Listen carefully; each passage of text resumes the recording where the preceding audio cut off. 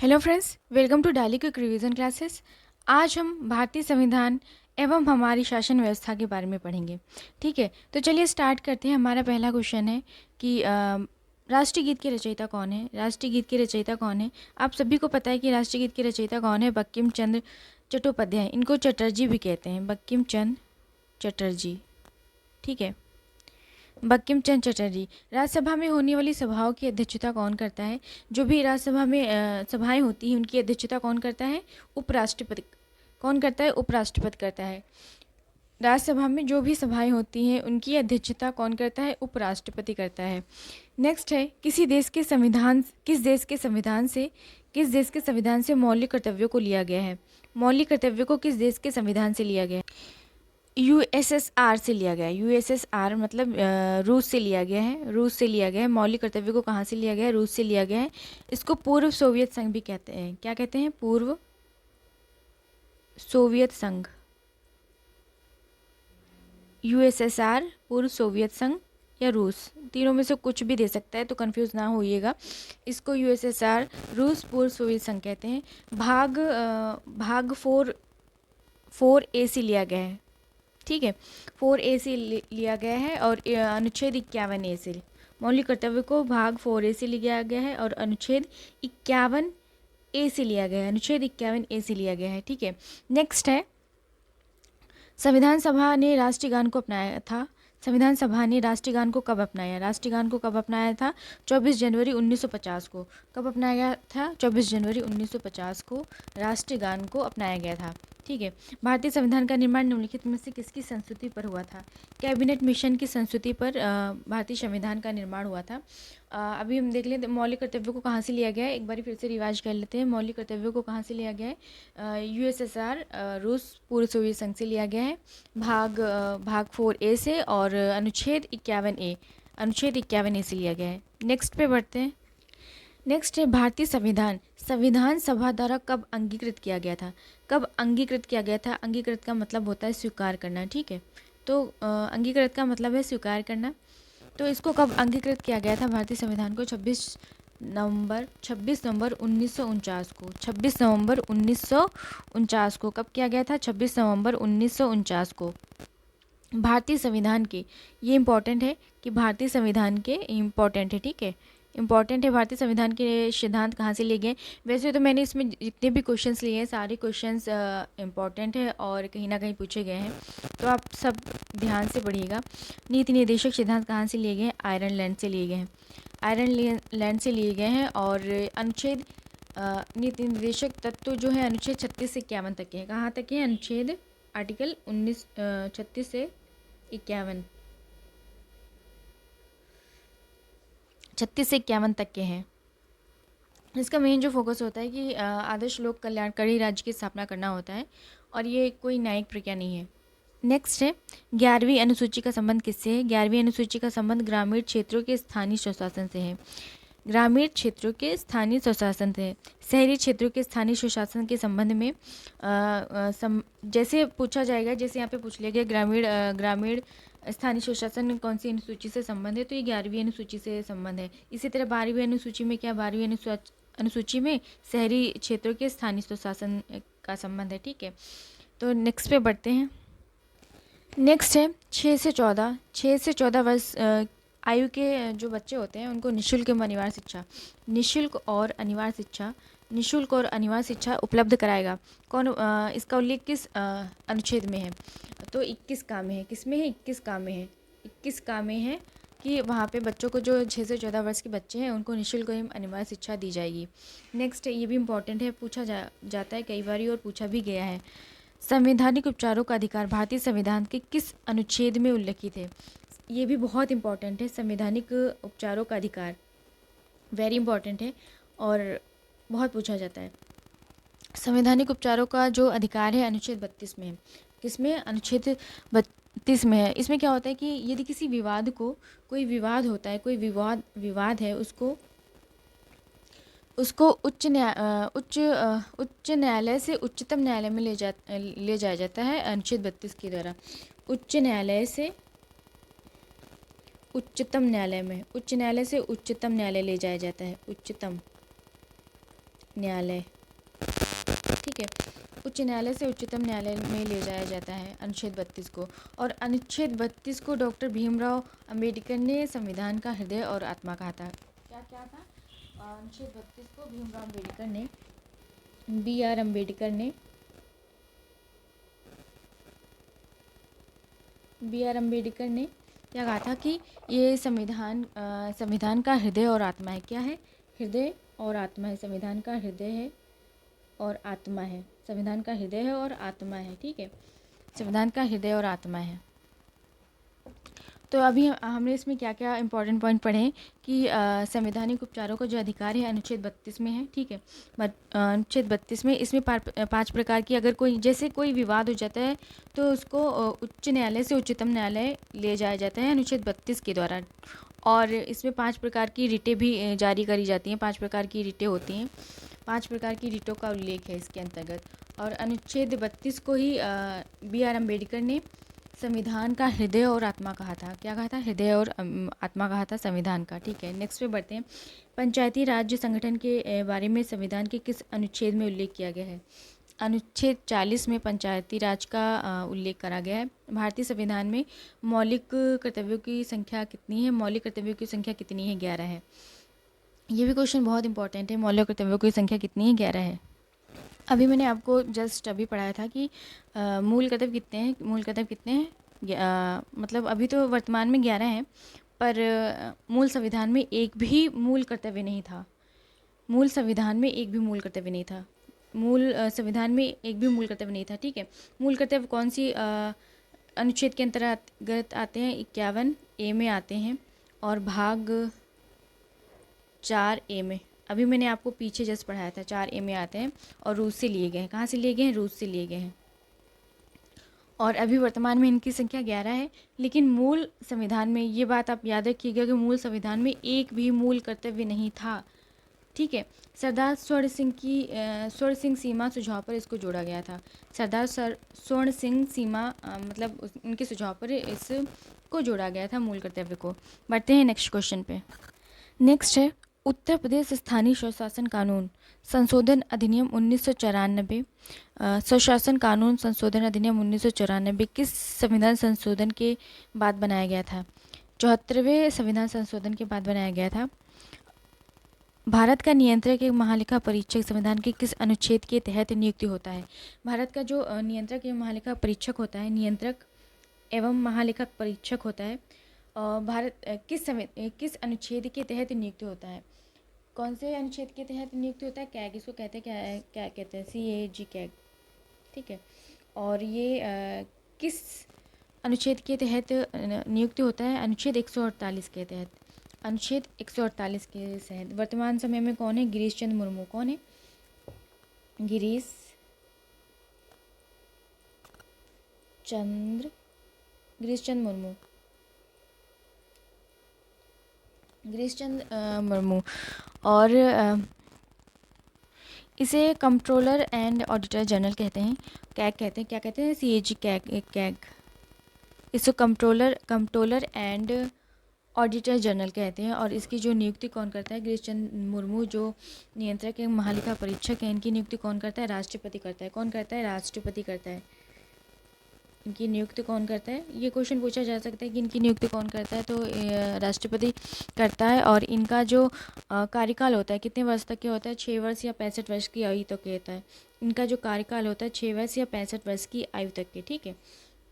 और ये कभी भी राष्ट्रपति को अपना मतलब ये अपना त्यागपत्र राष्ट्रपति को दे सकते हैं। तो एक बार फिर से रिवाइज कर लेते हैं कि इम्पोर्टेंट है, क्योंकि नियंत्रक के महालेखा परीक्षक कौन है? गिरीश चंद्र मुर्मू हैं। किस अनुच्छेद के तहत नियुक्ति होते हैं? 148 के तहत नियुक्ति होते हैं।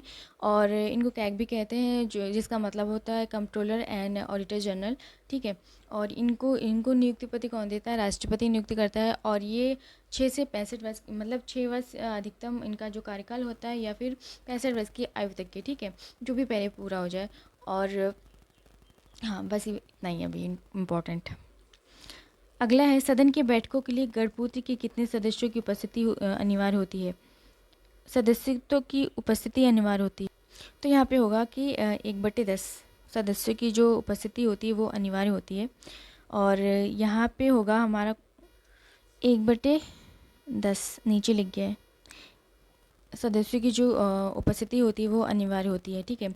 यहाँ पे पूछा गया नगर निगम के प्रमुख को क्या कहते हैं। नगर निगम के प्रमुख को क्या कहते हैं, सबको पता है कि नगर निगम के प्रमुख को क्या कहते हैं, महापौर कहते हैं। महापौर, महापौर नगर निगम के प्रमुख को कहते हैं महापौर या मेयर कहते हैं। नगर निगम के प्रमुख को महापौर या मेयर कहते हैं, ठीक है। नेक्स्ट है, उत्तर प्रदेश में कुल कितने नगर निगम हैं, तो वर्तमान में 17 नगर निगम है। उत्तर प्रदेश में कितने, 17 हैं। और नगर निगम के प्रमुख को क्या कहते हैं, महापौर या मेयर कहते हैं। महापौर या मेयर कहते हैं। बढ़ते हैं अपने नेक्स्ट क्वेश्चन पे। नेक्स्ट है, जिला पंचायत का सचिव कौन होता है। यहाँ पे ये पूछा गया था, जिला पंचायत का सचिव कौन होता है, कि मुख्य विकास अधिकारी होता है। कौन होता है, इसको CDO कहते हैं, मुख्य पंचायत अधिकारी, मुख्य विकास अधिकारी CDO, ठीक है। और इसको जिला पंचायत अध्यक्ष भी कहते हैं, इसको जिला पंचायत अध्यक्ष भी कहते हैं। इसी तरह अगर क्षेत्र पंचायत का पूछ लिए, क्षेत्र पंचायत का,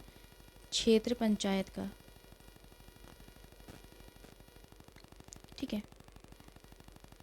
क्षेत्र पंचायत का कौन होता है, BDO होता है, ठीक है।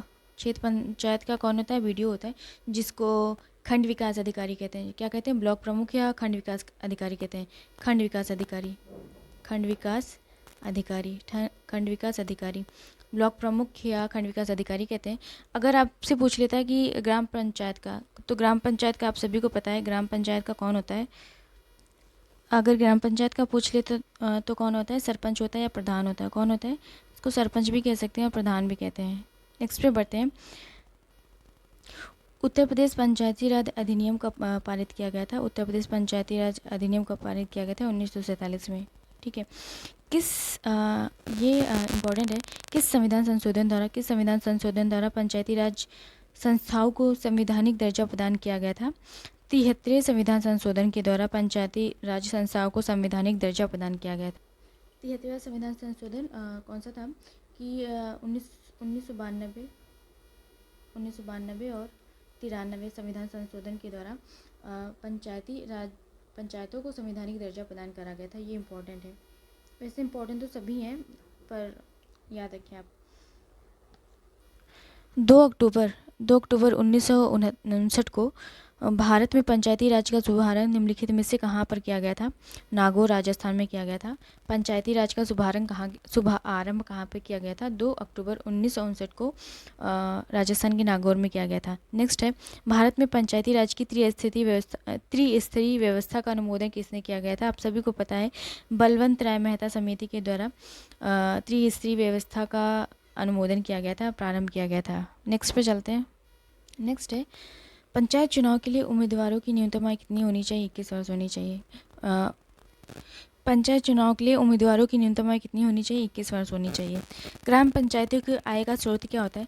जो भी ग्राम पंचायतें हैं उसमें आय का स्रोत ज़्यादातर क्या होता है, मेले लगते हैं, बाजार लगती है, उसमें जो कर दिया जाता है वो होता है मेले में बाजार कर, ठीक है। राज्य की कार्यपालिका शक्ति किसमें निहित होती है, राज्यपाल में निहित होती है। भारत की किसी राज्य की राज्यपाल बनने वाली प्रथम महिला कौन थी। राज्य की राज्यपाल बनने वाली प्रथम महिला सरोजिनी नायडू। कौन थी, सरोजिनी नायडू। राज्यपाल बनने वाली प्रथम महिला कौन थी, सरोजिनी नायडू, ठीक है। नेक्स्ट है, उत्तर प्रदेश में विधान परिषदों की संख्या कितनी है, 100 है। कितनी है, 100 है। उत्तर प्रदेश में विधान परिषदों की संख्या कितनी है, 100 है। तो टोटल 6 राज्यों में विधान परिषदें हैं। कितने राज्यों में, 6 राज्यों में विधान परिषदें हैं। 6 राज्यों में विधान परिषदें हैं। और जम्मू कश्मीर की समाप्त कर दी गई थी, उड़ीसा प्रस्तावित है, ठीक है। किसमें है, आंध्र प्रदेश में है, कर्नाटक में है, आंध्र प्रदेश में, कर्नाटक में है, और बिहार में है। आंध्र प्रदेश, कर्नाटक, बिहार, उत्तर प्रदेश, तेलंगाना, उड़ीसा, ठीक है। यूपी, तेलंगाना, उड़ीसा, ये 6 राज्यों में है।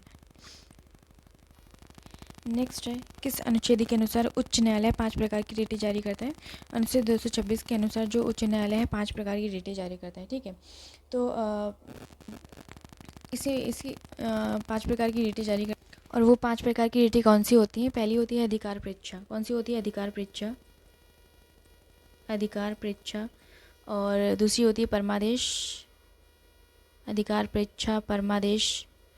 और उत्प्रेषण होती है, तीसरी होती है उत्प्रेषण, उत्प्रेषण।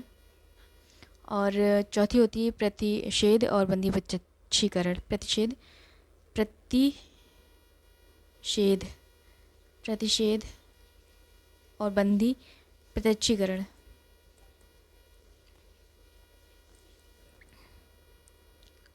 बंदी प्रत्यक्षीकरण, ओके।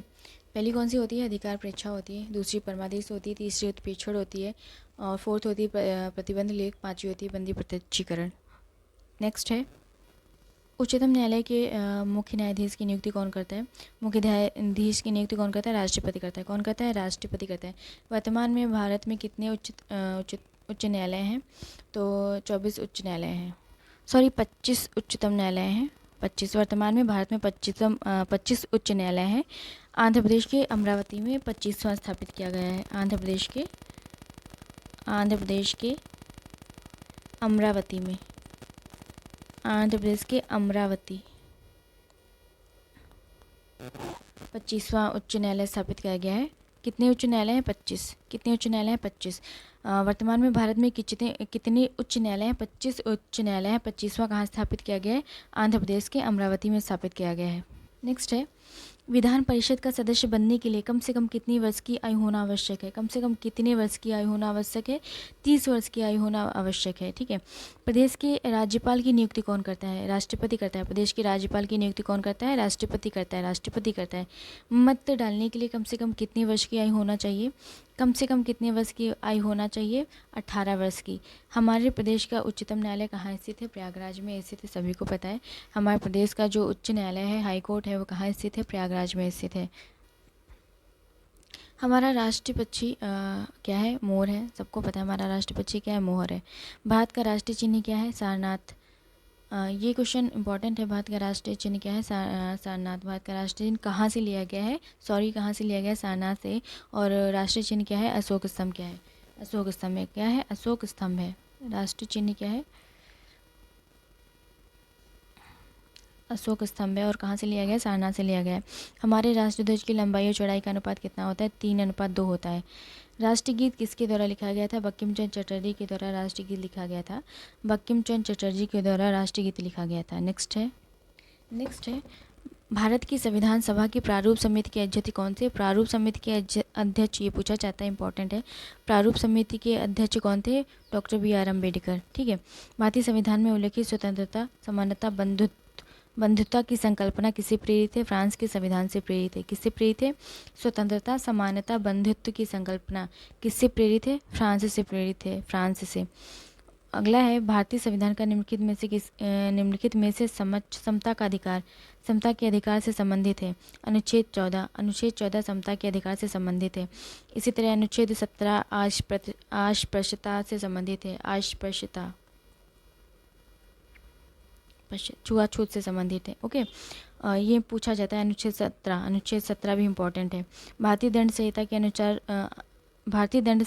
के अनुच्छेद 124A के अंतर्गत क्या आता है? राजद्रोह। 124 के अंतर्गत क्या आता है? राजद्रोह।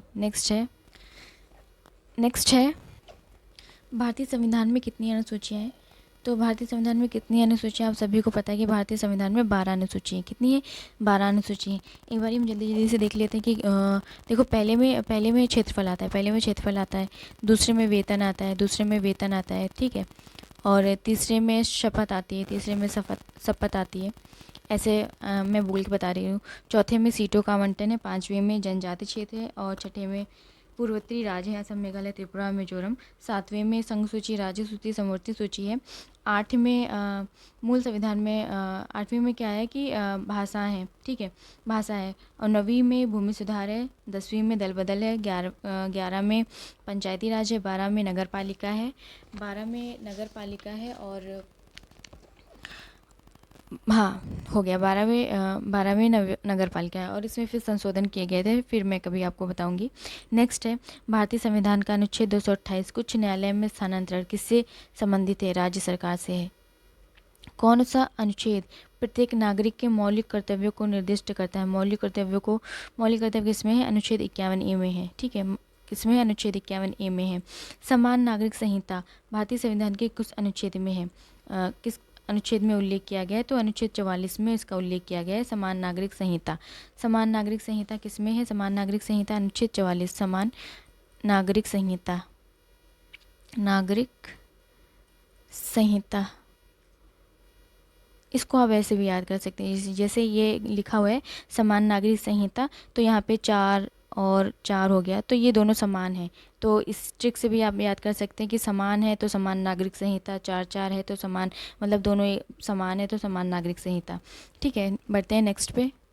नेक्स्ट है, किस अनुच्छेद के तहत भारत के संघ लोक सेवा आयोग की स्थापना करी गई थी? ये इंपॉर्टेंट है कि संघ लोक सेवा आयोग की स्थापना किस अनुच्छेद के तहत करी गई थी? अनुच्छेद 315। किसके तहत करी गई थी? अनुच्छेद 315।